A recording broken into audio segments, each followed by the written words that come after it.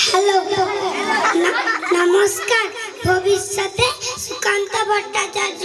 স্বাধীন হবে ভারতবর্ষ, থাকবে না রে বন্ধন। আমরা সবাই স্বরাজ্যে হব রে ইন্ধন। বুকের রক্ত দিব ঢালি স্বাধীনতারে, রক্তপণে মুক্তি দেব ভারত মাতারে। মূর্খ যারা, অজ্ঞ যারা, যেজন বঞ্চিত, তাদের তরে মুক্তি সুধা করব সঞ্চিত। চাষি মজুর দিন দরিদ্র সবাই মোদের ভাই,